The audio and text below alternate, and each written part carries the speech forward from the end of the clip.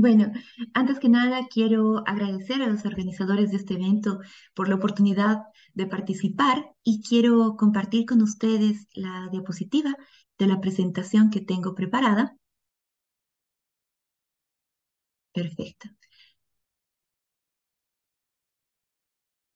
Me imagino que ya pueden ver la ponencia, bueno, la presentación que tengo para ustedes, así que me permito presentarme. Mi nombre es Vanessa Calvimontes Díaz, soy estudiante, candidata a doctorado por la Universidad de Salamanca de España, y el día de hoy les vengo a presentar el tema Entre las balas y el olvido, señoras, señoritas, cholas e indígenas en la Guerra del Chaco. Como muchos de ustedes sabrán, la Guerra del Chaco es un conflicto bélico que se desarrolló en América del Sur entre 1932 y 1935 y que enfrentó a los que en ese momento eran considerados los países más pobres de la región, que son mi país, Bolivia y Paraguay. Este conflicto lastimosamente estuvo mediado por los intereses de dos grandes empresas, la Standard Oil y la Royal Dutch Shell, que tenían interés en el petróleo que se encuentra en la región del Chaco que comparten estos dos países, ¿no? Si bien llevó a que muchos indígenas, muchas personas del área rural y urbana murieran en este conflicto, también derivó en la revolución de 1952 en Bolivia, pues empezó a gestarse dentro de las personas la idea de que Bolivia se estaba construyendo como un país que se ocupaba solamente en las clases urbanas, ¿no? Que se centraba su poder en las ciudades, que estaba configurándose en clave machista, blanqueada, y que no solamente despreciaba el aporte femenino, sino también concentraba su poder en las ciudades y negaba la existencia de los indígenas. De esa manera es que se llegaría a la revolución de 1952. No obstante, mirando estas fotografías que acá les traigo sobre el conflicto armado que fue la Guerra del Chaco, la reflexión que surge en mí es que tanto a nivel nacional como internacional se han hecho esfuerzos por retratar todos estos combates y enfrentamientos entre países eh, como contiendas donde el rol masculino es el más destacado, por no decir el único, ¿no? Afortunadamente, a partir de los años 70 surge en Estados Unidos y Europa una ola feminista que empieza a indagar dónde están las mujeres en estos conflictos, en las guerras. Y este ímpetu llegaría unos años más tarde, durante los años 80, a Sudamérica, sobre todo a países como Brasil y Argentina, y en Bolivia nos llevaría a repensar cuál ha sido el rol de las mujeres en estos conflictos, pero no solamente de las mujeres, sino también pensando en el rol de los pueblos indígenas y cómo estos fueron parte de todas las batallas que había librado el país, ¿no? Como resultado de estas reflexiones, existen algunos documentos importantes que hablan sobre el rol tanto de los indígenas como de las mujeres, donde destaca de sobremanera aquel que hace referencia a las rabonas. ¿Quiénes eran las rabonas? Las rabonas eran aquellas mujeres que acompañaron en el campo de batalla, ya sea como pues como soldados, ya sea como espías, a los combatientes en la guerra del Pacífico, ¿no? En el litoral. Entonces, si bien estos existen, estas evidencias, lastimosamente ya para la Guerra del Chaco, que es el conflicto que hoy quiero hablar, no existe mucha información sobre las mujeres indígenas, ¿no? Existen textos que hablan sobre las madrinas, sobre las enfermeras, también algunas aproximaciones a lo que fueron las espías, pero ya en el tema de las mujeres indígenas existe una un completo invisibilización o ni siquiera se las menciona. Así que vamos en esta sesión, lo que quiero es hablarles un poco sobre esto. Bien, como les mencionaba, las mujeres en la Guerra del Chaco tuvieron varias facetas y varias maneras de estar presentes, ¿no? Las más vistosas, sin lugar a dudas, son las enfermeras y las madrinas.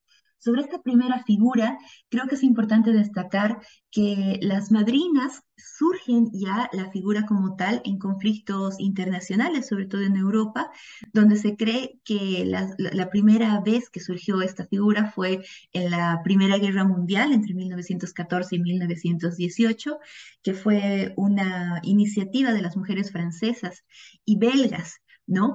Otro rol que se reconoce mucho a nivel internacional de las madrinas de guerra es aquel que jugaron en la Guerra Civil Española, como podemos ver acá en estas fotografías, y posteriormente en la Segunda Guerra Mundial. Pero ¿de qué se trataba esta ser madrina de guerra en un conflicto, ¿no? Se debe destacar, sobre todo, que estas mujeres formaban parte de las urbes bolivianas. En su mayoría eran pertenecientes a familias adineradas, lo que quiere decir que sabían leer y escribir. Y que si bien en un inicio en Bolivia se formaron de manera espontánea, posteriormente, a finales ya de 1932, se organizarían de manera oficial y por un programa denominado Las Madrinas de la Guerra, que además sería autorizado por el Ministerio de Guerra de Bolivia, ¿no? ¿Y qué era su misión? Su misión era principalmente brindar apoyo moral y económico a los combatientes. Les enviaban paquetes con cigarrillos, hojas de coca para que puedan masticar, en algunos casos mechones de cabello y también cartas de aliento, ¿no?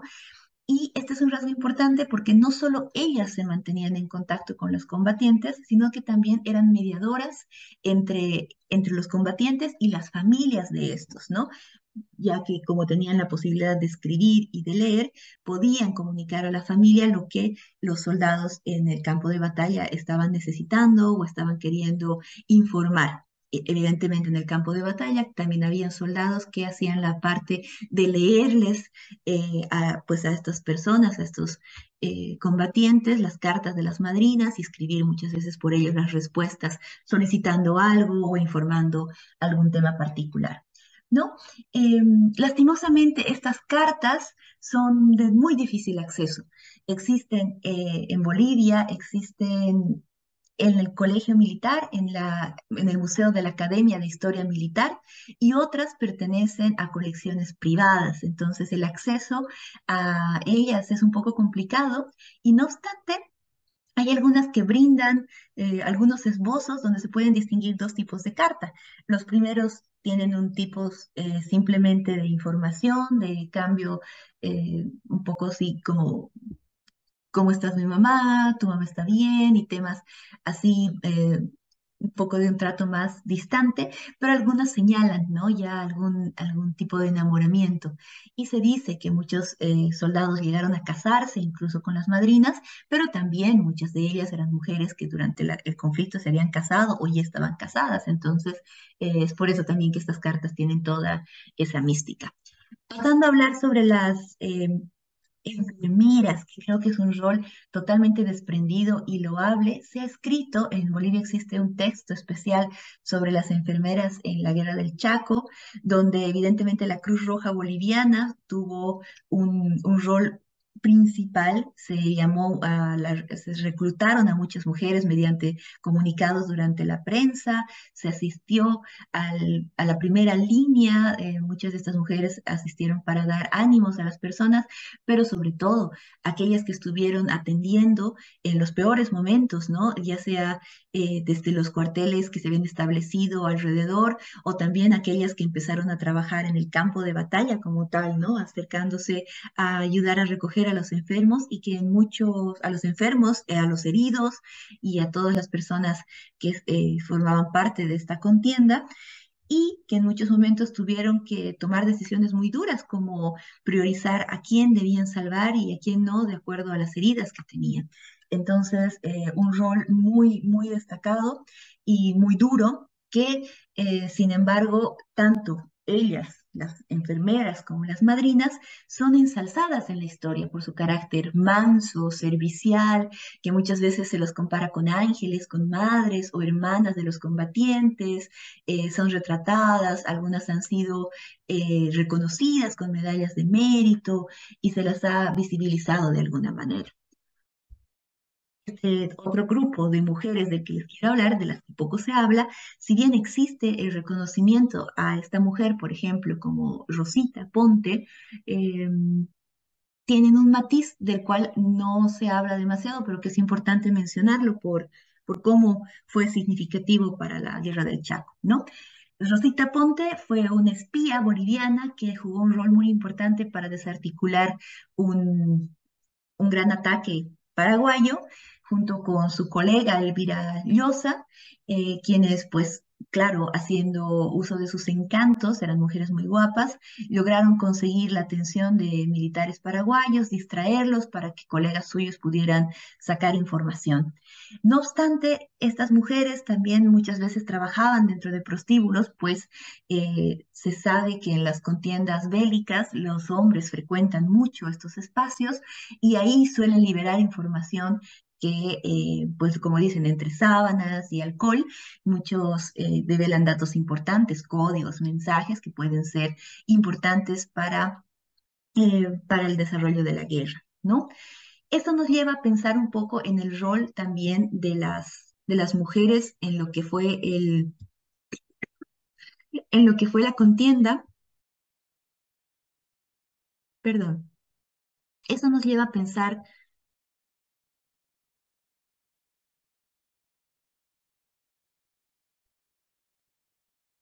Entonces, esto nos lleva a pensar también en el rol muy importante, pero muy invisibilizado de cómo fue la prostitución en estos espacios, ¿no?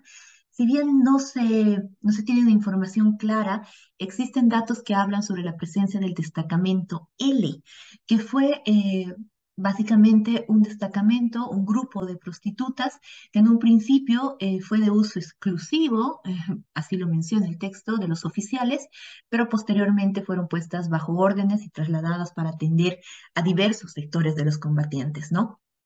Aún así, al provocar problemas, pues, de celos y otra índole, también de salud entre los soldados, fueron trasladadas a Villamontes, donde se instaló la llamada Casa Blanca, donde ellas, pues, atendían a los soldados y a los oficiales que salían del periodo de guerra.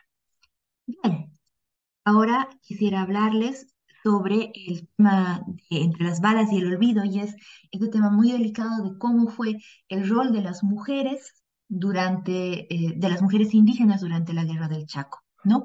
Existen dos temas que me parecen interesantes, voy a apuntar más al segundo, pero el primero es un poco visibilizar cómo se menciona en algunos textos de manera muy escueta, casi superficial, el rol de la mujer chola, ¿no? De esta mujer mestiza que ya habitaba tanto en el área rural como en el área urbana, pero que evidentemente se notan sesgos de discriminación cuando se las divide al mencionarlas de manera que en algunos textos se menciona, fueron mujeres, fueron señoritas y también cholas, ¿no? Haciendo como una distinción entre grupos sociales. Si bien este tema es interesante, quisiera centrarme sobre todo en las indígenas. Como pueden ver en la fotografía, esta es una fotografía paraguaya, ¿no? Donde se puede ver a los soldados y están ahí compartiendo con mujeres indígenas, pero podemos darnos cuenta de que no existe una igualdad, ¿no? No existe una igualdad en esta manera de compartir y se retratan con ellas en las fotografías.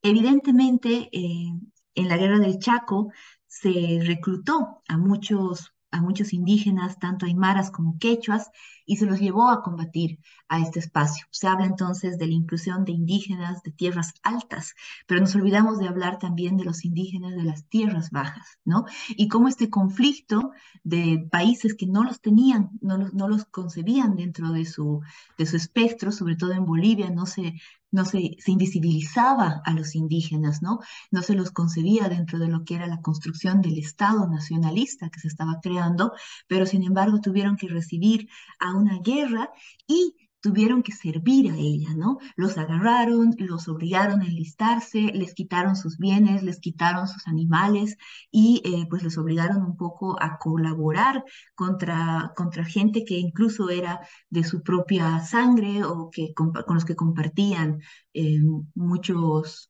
lazos, ¿no? En Paraguay.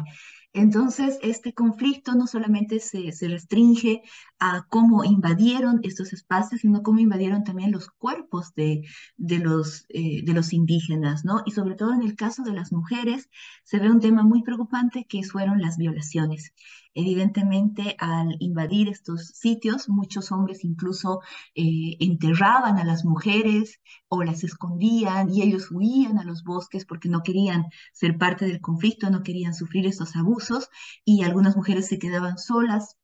Muchas de ellas se relata que se herían o se vendaban o trataban de hacer parecer que estaban embarazadas para que los hombres no las violaran, ¿no? Y no obstante, muchas, muchísimas fueron violadas, fueron violentadas de manera repetida y lo que generaba mucha vergüenza en ellas y tenían que apartarse de sus pueblos, ¿no? Porque ya no se sentían dignas de pertenecer a sus comunidades. Entonces, no solamente se las violó, sino también posteriormente se las culpó de que ellas habían traído enfermedades como la sífilis o la varicela a los combatientes. Entonces, son niveles que no se consideran y que lastimosamente no se encuentran escritos.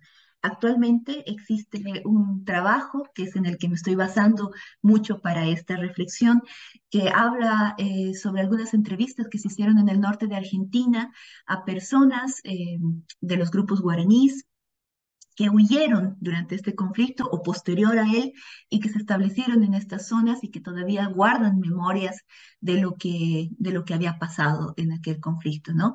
Los soldados estaban borrachos, abusaban, agarraban a los hombres, los mataban y violaban a sus mujeres delante de ellos. O sea, fueron momentos realmente devastadores donde no se respetaba la humanidad, ¿no? Y donde, como lo mencionan algunos estudiosos, se envenenó no solo el cuerpo, sino también el alma de esta gente. Y llevó evidentemente a que les quitaran, invadieran sus espacios, les quitaran su comida y se aprovecharan de ellos.